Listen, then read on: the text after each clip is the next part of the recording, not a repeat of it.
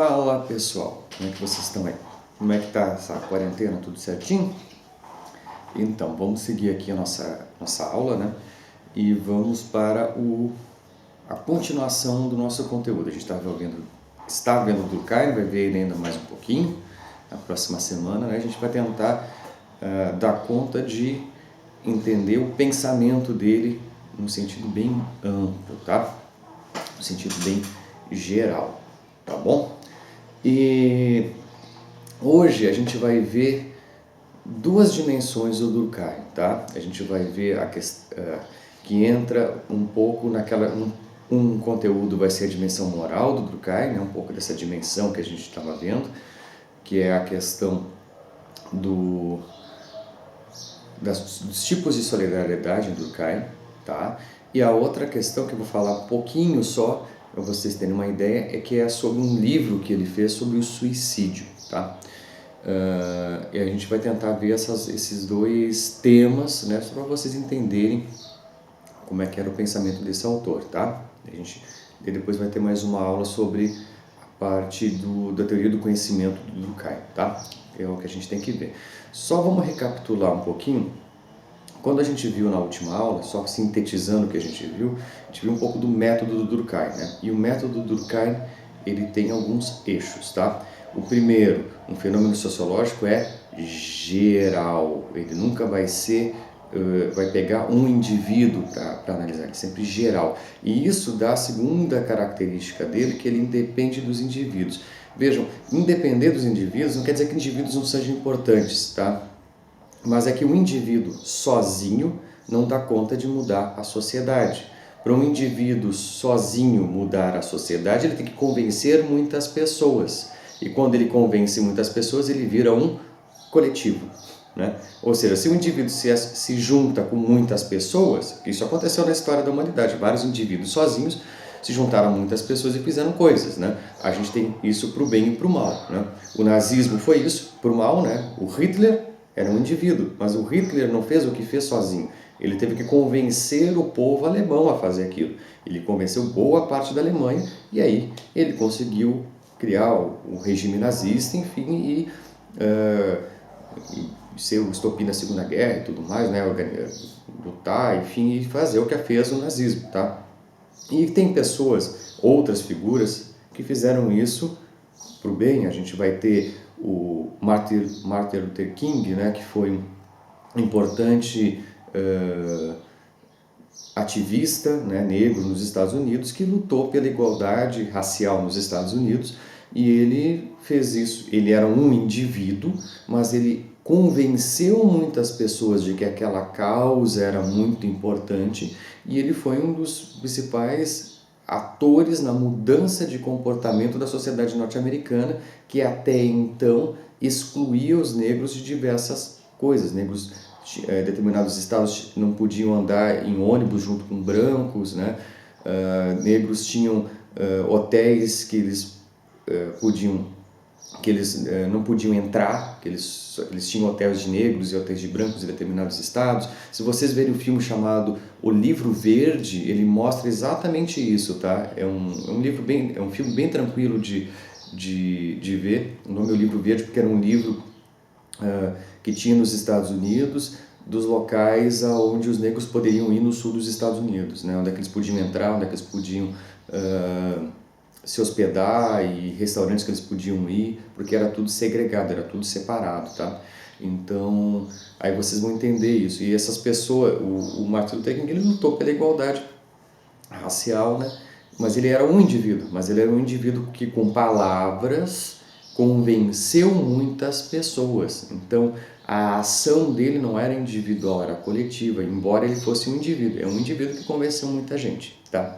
Então, é nesse sentido que o Durkheim coloca que a sociologia, que a sociedade, ela está além dos indivíduos, porque o indivíduo ele só se torna importante para a sociedade quando ele vira um coletivo, quando as ideias daquele indivíduo entram na cabeça de muitas pessoas e viram um coletivo, tá? Isso que independe da individualidade. Então, ele é geral, independe da individualidade, ele é anterior aos indivíduos, porque a sociedade já existia antes da gente nascer, e ela vai continuar existindo depois que a gente for embora, né? Depois que a gente que a gente morrer. Ela exerce coerção, né, como tentei deixar claro, né, as regras sociais, quando a gente não cumpre elas, a gente acaba tendo olhares de reprovação e tudo mais, porque existem convenções, existem regras sociais que, se a gente descumpre, a gente vai pagar um preço por isso, que é as pessoas não gostarem da gente, as pessoas verem a gente de uma forma estranha, né? Isso acontece, né? Tentei deixar mais claro isso aula passada. E tem a terceira questão, a última questão, né? Que é a sociedade ser vista como uma coisa, ela deve ser analisada como um objeto, né? A sociedade, ela não é um indivíduo, ela é uma coisa. Então, o termo que a gente usa é uma entidade abstrata, né? Ela é como se a gente imaginasse uma coisa abstrata, tem que imaginar a sociedade um treco, né? Uma coisa, um objeto, e a partir disso que se analisa. Esse é o método do Durkheim, tá? Bom, vamos tentar seguir agora para a gente ver a questão, primeiro, dos tipos de solidariedade, tá? A solidariedade em Durkheim, são duas solidariedades, tá? A mecânica e a orgânica, tá? A mecânica, ele está fazendo uma análise com mecanismos, isso vem de mecânica, ou seja, ela é direta, ela é automática, tá? E ela envolve pequenos grupos. Uma sociedade mecânica é uma sociedade de grupos pequenos. E ela está associada ao que o Durkheim, vejam, né, isso não se usa mais esses termos, mas ao que o Durkheim chamava de primitivo. Primitivo não é que é atrasado, é porque seriam as sociedades no seu estágio primeiro de evolução, né? Vocês lembram lá no positivismo, o positivismo vinha a sociedade de forma evolutiva, né? Isso é uma visão do Comte. O Durkheim absorve isso e vê as sociedades humanas como uma evolução. Então, as sociedades tribais, as sociedades indígenas, para eles são sociedades primitivas, porque elas seriam as primeiras formas de organização da sociedade. Elas são exemplos, no mundo que a gente vive hoje, de como a sociedade se comportava no passado. Então, elas seriam sociedades primitivas. Isso é uma visão do Durkheim, tá? Não se usa mais essa ideia de primitivo já há muito tempo, né? Uma sociedade indígena, ela é indígena, ela não é primitiva, né? Não dá para ver dessa forma mais. As coisas não evoluem de forma linear, assim, e tudo mais. Mas o Durkheim via assim, tá? Mas, embora essa visão seja um pouco preconceituosa, e na verdade, tá? O Durkheim, ele achava que a Europa era o centro do mundo, né? Que era a sociedade mais evoluída, e as outras sociedades eram menos evoluídas, tá? Então, por exemplo, a sociedade brasileira, para o Durkheim, seria uma sociedade de segunda classe, muito menos evoluída que a francesa que ele vivia, tá? E ele era bem preconceituoso nesse aspecto, tá? Mas, mesmo assim, ele traçou essa ideia de solidariedade mecânica no sentido em que, dentro de uma comunidade pequena, cada pessoa se conhece, né? Todo mundo se conhece. É uma sociedade pequena, e a gente pode pegar uma cidade de interior, que ela fica mais evidente isso. A cidade de interior pequena, né? Uma cidade com 2, 3 mil habitantes, é uma cidade em que todo mundo se conhece, as famílias se conhecem há muito tempo e tudo mais, todo mundo é conhecido ali. E se eu preciso de alguma coisa daquela sociedade, eu conheço quem faz as coisas, né? Então, uma sociedade, vamos pegar uma sociedade indígena, uma tribo, né, fictícia, todo mundo se conhece. Então, se eu quero comer, né, uma verdura, alguma coisa, eu conheço quem planta, né? Eu conheço o que é plantado naquela minha aldeia e eu sei para quem pedir. Se eu quero uma roupa, eu conheço quem faz e sei para quem pedir. Se eu quero carne, eu sei para quem pedir. Se eu quero uma assistência, eu tenho um problema de saúde, eu sei para quem pedir. Eu conheço todo mundo daquela sociedade. E não é assim, saber quem é, por exemplo, aqui no mundo que a gente vive, a gente tem se eu preciso de um médico, eu tenho uma lista de médicos, eu não conheço os médicos, eles não são meus amigos. Numa tribo todo mundo se conhece, é amigo, né? E todo mundo sabe como são feitas as coisas, embora às vezes a pessoa não tenha a perícia de fazer, né? Ela não tenha a habilidade de fazer aquilo, todo mundo conhece quem faz e como faz as coisas, todo mundo entende mais ou menos de como é que necessita ser feitas as coisas para que aquela aldeia funcione. E os papéis sociais dentro de uma sociedade mecânica, dentro de uma sociedade pequena, eles são muito definidos. né?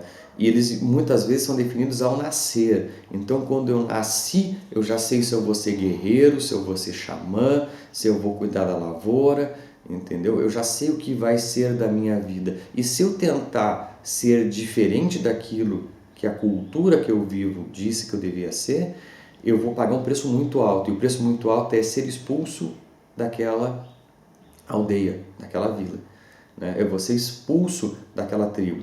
E ser expulso daquela tribo é muito grave, não é que nem ser expulso de casa, né? Ser expulso de casa eu consigo viver, eu não estou sendo expulso da sociedade, eu estou sendo expulso da minha casa. Quando a gente é expulso da aldeia, né? Quando a gente é expulso da tribo, a gente é expulso da sociedade que a gente conhecia desde que nasceu.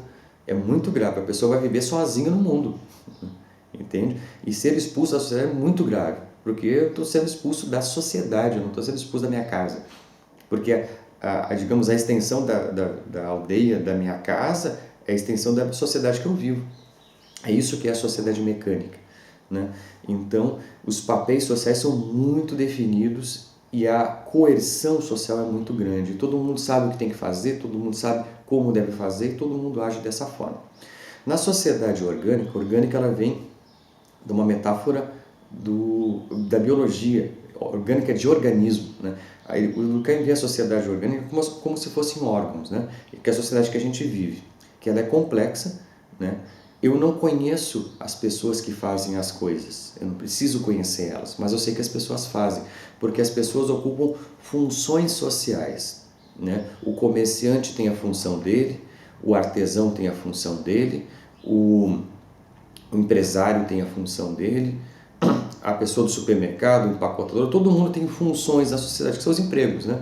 E cada emprego é essencial para que a sociedade inteira funcione. Se a sociedade não tiver garis, ninguém recolhe o lixo. Se a sociedade não tem caixa de supermercado, ninguém compra comida. Se a sociedade não tem o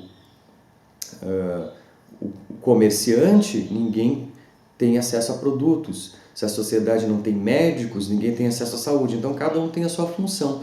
E essas funções são complementares. E como uma sociedade ela se torna complexa, ela acaba tendo muitas funções, né? E no mundo que a gente vive, existem inúmeras, né? A gente tem que ter cientistas produzindo tecnologia, a gente tem que ter engenheiros produzindo pontes, produzindo casas. A gente precisa de artesãos, né, produzindo bolsas, sapatos, né, roupas e tudo mais. A gente tem que ter os comerciantes que vendem essas coisas todas, a gente tem que ter os fornecedores de matéria-prima, enfim. Se a gente vai pegar cada coisa que tem na sociedade, tem uma cadeia produtiva gigantesca. E essa cadeia produtiva são como se fossem engrenagens. E se uma dá problema em todo o resto. Então, por exemplo, se vamos pegar a cadeia produtiva do leite, que é mais simples, né? Se lá dá um problema com as vacas lá no campo, a gente não tem leite. Se dá um problema com os fornecedores das embalagens, dá problema também, né? Se as pessoas que trabalham nos laticínios entram em greve, dá problema, a gente não recebe o leite, né? Isso acaba gerando uma série de complicações na nossa alimentação. Porque tem várias coisas que derivam do leite, né? Queijo, enfim, uma série de coisas. E essa cadeia produtiva, cada elemento dessa cadeia produtiva, quando entra, dá algum problema nele, interfere lá na ponta, que é o que? A gente não consegue comprar as coisas, né? O último estágio de um consumo alimentício é a gente, né? São seres humanos comendo, né? Então, se dá um problema em algum momento, a gente tem um problema social aí que a gente não vai conseguir consumir, né? E essa rede, essa relação, ela tem que funcionar direitinho. Quando ela começa a não funcionar, aí que entra, que é um pouco da metáfora também do Durkheim, que é a ideia do sociólogo como um médico, né? Então, o sociólogo, ele identificaria os problemas sociais, ou seja, ele identificaria onde a sociedade não está funcionando corretamente, e ele atuaria produzindo não só diagnósticos, mas ferramentas de atuação na sociedade junto com o Estado, né, junto com os governos, de forma a que aqueles problemas sociais sejam solucionados. E esses problemas sociais, eu estou falando em consumo aqui, mas eles vão muito além disso, são problemas de outras ordens, né? Por exemplo, problemas de ordem moral, que é o que eu comentei, né? Então, por exemplo, algum determinado valor que seria super importante manter para a sociedade funcionar de forma correta, né? Que está se perdendo em função de alguma mudança social, que aí a sociedade teria que voltar. Por exemplo, a, a, a caridade, né? A caridade é um valor essencial para a sociedade, a gente ajudar o próximo, ajudar o outro, né? Isso é importante para a sociedade funcionar, porque por mais que a gente consiga construir sociedades mais humanas, né? Que diminuam os problemas sociais, sempre vai existir problemas sociais, sempre vai ter gente que vai se dar mal na sociedade, sempre vai ter gente que vai se dar bem, isso vai acontecer de alguma forma ou de outra. E se a gente não é solidário às pessoas que estão passando necessidade, seja por que motivo for, né, essas pessoas vão sofrer muito, né? Então essa ideia de solidariedade, por exemplo, é algo que a sociedade pode trabalhar. Aí como? Por exemplo, um dos meios de trabalhar é a educação, né? Trabalhar, discutir, incentivar a solidariedade, que é uma coisa que o próprio colégio, né, que eu trabalho, que vocês estudam, tenta fazer, né? Essa ideia de levar projetos que tenham como marca a solidariedade é uma coisa que é possível de fazer através do meio educacional. É uma coisa que a sociedade ficando que é um problema, isso ela tem como criar, através da educação, criar ferramentas de levar esse valor, solidariedade às pessoas, por exemplo. Então, isso é um problema de ordem moral, porque a gente está falando em valores, e é um problema que a sociologia, identificando, ela pode dialogar com o Estado e tentar se achar ferramentas de solucionar isso, né? Então, essa lógica de funcionamento de órgãos e tudo mais é o que o que a gente chama de solidariedade orgânica. E é órgãos mesmo, porque vejam, no organismo humano, quando um órgão parar de funcionar, ele faz os outros pararem de funcionar e a gente morre, né?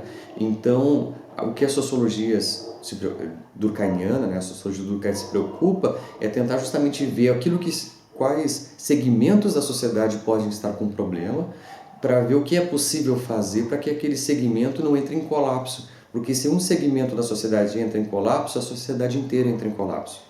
Então ela não pode, a gente tem que tomar um cuidado para que nada pare de funcionar, né? Para que as coisas funcionem mesmo que de uma forma um pouco mais precária, mas continuem funcionando. Tá? Isso é solidariedade orgânica, né? Então a solidariedade mecânica é uma solidariedade direta, né? Que as pessoas sabem o que estão fazendo e tal, e a orgânica não, a orgânica é complexa, né?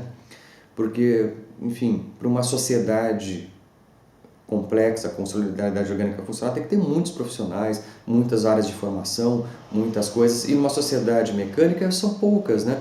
Lá se a gente pegar uma aldeia, né, vai ter os caçadores, as mulheres que cuidam das crianças, as mulheres que cuidam da lavoura, o xamã lá que cuida da saúde, e é isso, e saúde da parte espiritual, né, da aldeia.